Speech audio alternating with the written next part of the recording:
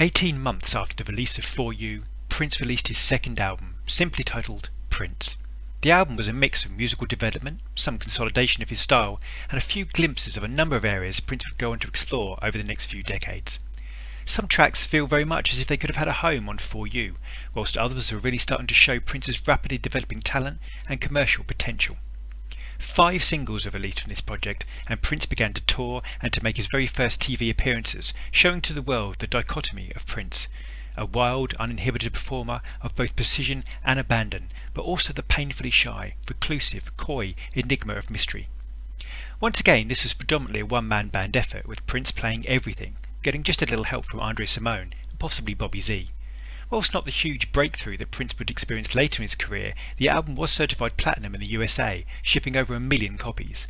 Prince was still at a crucial time in his career, his direction was still open to change, and with this second album in the initial 3-album deal, it was time to show Warner Brothers just what he was capable of, and just how ready he was to have both critical and commercial success.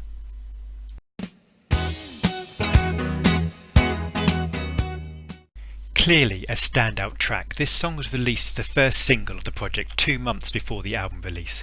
It appeared again on the Hits collection and started both the very best of Prince and the Ultimate collections, which really cements its place as Prince's first widely appreciated hit. It was a song that Prince performed regularly until just a week before the end of his career. This song is pure pop perfection with a striding, jaunty beat. Prince is the desperate lover who cannot compete with the rich guys his crush hangs around with. It's kind of funny, but they always seem to let you down. Prince also pleads, "I want to be the only one you come for." It's almost impossible to think of this song without thinking of the promotional video or the performance on the American Bandstand. Prince's image, which was simply unique and a huge part of his overall success, was starting to take form at this moment. It's almost superfluous to state just how crystal clear perfect his falsetto is here. Just listen to the moment at 1 minute 54, "With You I Just Go Wild," where Prince unleashes as powerful a burst of vocal delivery as he has done up until this point. One of the fascinating aspects of this track is just how many people are familiar with the song up until around 2 minutes 30, where it then takes a full 3 minutes 20 further of noodling, space-age effects, touches and keyboard stabs and runs. Prince was developing tracks into much fuller length songs, something he would come to the fore with in the album 1999, just a few years later. A hit that has defiantly stood the test of time, and deservedly so.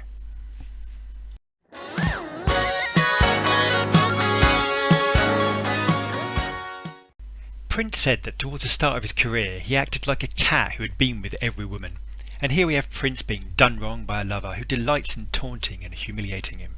This track flies out of the blocks and was quite rightly the second single released. There's some talk going round town that you really don't give a damn. They say you really put me down when I'm doing the best I can. I gave you all of my love, I even gave you my body. Tell me, babe, ain't that enough? What more do you want me to do? After each line of the chorus there are these pacey keyboard slides and a main riff that just never leaves your head. In fact, each chorus heightens into a clashing crescendo of effects and excitability. At 2 minutes 48 a piercing guitar solo takes over, and it is a solo that would develop over years and yet sounds here as enthusiastic as it ever has. The only downside being the fade out, which cuts the solo a little short, and just like more modern tracks such as Hard Rock Lover, Prince was almost teasing us with the knowledge that a longer version exists.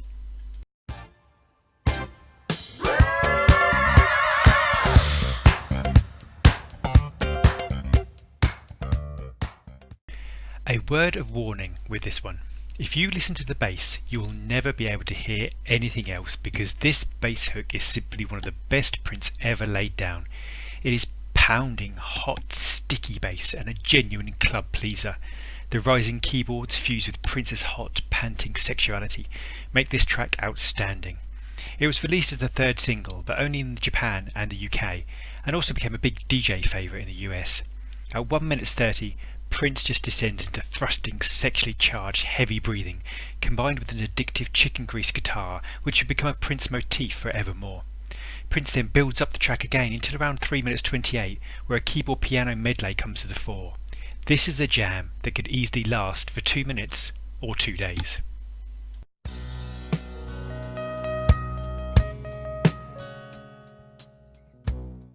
As I said earlier, there are some tracks that feel very much as if they could find a home on the first album, For You, and this is one of them. a soft, tender, slow burner, which Prince toys with and indulges in for a full 5 minutes 18.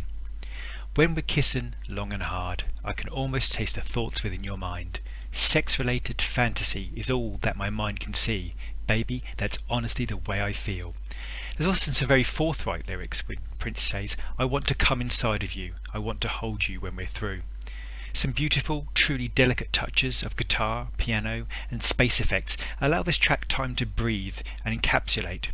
It may not be the big, barnstorming ballad that Prince would become famous for later, but shows a vulnerable, tender side to this young musician. After 3 fiery and upbeat tracks, Prince masterfully reduces the tempo here and allows some genuine reflection.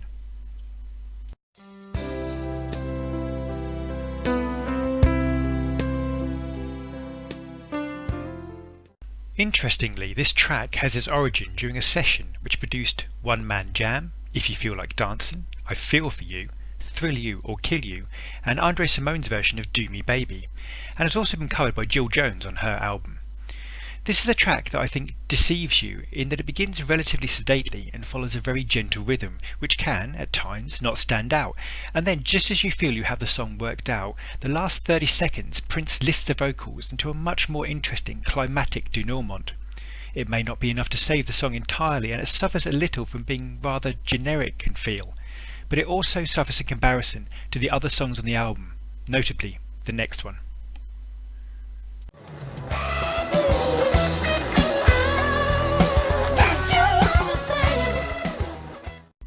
Blazing guitar?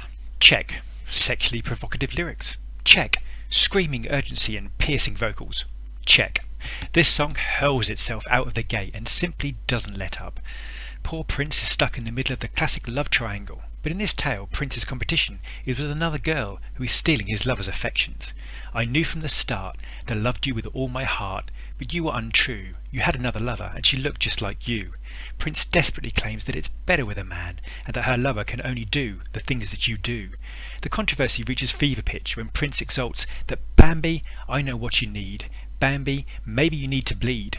There's a certain amount of youthful naivety with the track, but it is a remarkably candid track which really heralds the beginning of the Dirty Mind era and would not be out of place on the next album.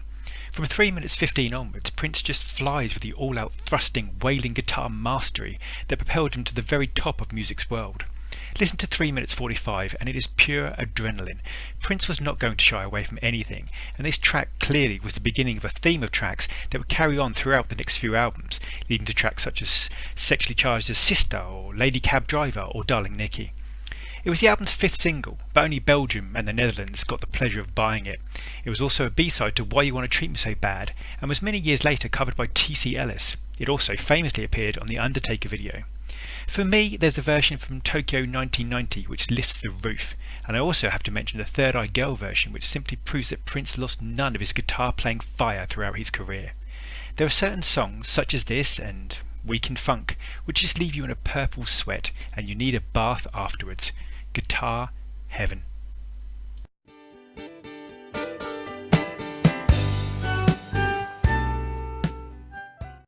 Prince really mixes it up with the running order on this album, and after Bambi he lets us relax a little with his fascinating ballad. I think this song really lifts itself above most ballads on this album, and has some touches of the Prince classic How Come You Don't Call Me Anymore, with its piano run, stripped down musicality and crescendoing vocals.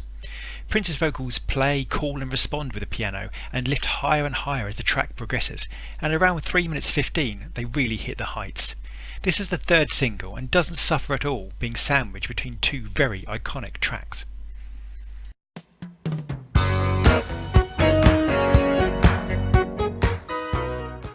One of the many joys of being a Prince admirer is when you surprise people who only know this as the Shaka Khan song from 1984. Indeed, it was the first Prince song I ever actually heard, although I was still 5 years away from knowing who Prince actually was. In this original version, it is a very simple, upbeat and well-constructed pop classic with some truly original and perfectly worked lyrics. Baby, baby, when I look at you, I get a warm feeling inside. There's something about the things you do that keeps me satisfied.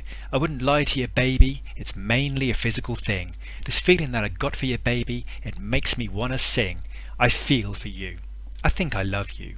The keyboard riff is instantly an absolute earworm, and once in your head will simply never leave. It was interesting to see this track resurface in 1984, a stellar year for Prince, and it is also worth noting that in the UK, Prince has actually had 2 #1s for other artists, with I Feel For You and Nothing Compares To You, alongside his solo success with The Most Beautiful Girl in the World. I'd be so lonely. Rounding off this album is arguably the biggest tearjerker of the entire album. I guess I got a little insecurity when it's concerning you. I guess I'm just afraid that if you ever leave, I'd be in a messed up state of blue, and I'd be so lonely. Prince was really honing this technique of expressive, emotionally open, heartfelt tracks. And who could ever resist your accent from Gay Paris? It gets me every time. Some artists simply fade out a track over the last minute or so, but Prince builds momentum, and at about 3 minutes 50 really lets fly and creates some great vocal harmonies and barbershop work. Overall with this album, Prince did 2 distinct things. He firstly built upon the strong foundation of For You, which has seen him likened to the work of Stevie Wonder, but also secondly, he began to explore some new directions with tracks such as Bambi, which would inform his radically different next album, Dirty Mind. Each Prince album is different and adds something, but I honestly feel the overall difference between this album and Dirty Mind is possibly the biggest between 2 Prince albums ever. Prince was about to take a huge gamble, and with just 1 album remaining of his initial 3-album deal with Warner's, Prince was about to go all in and stake his claim as a truly original artist.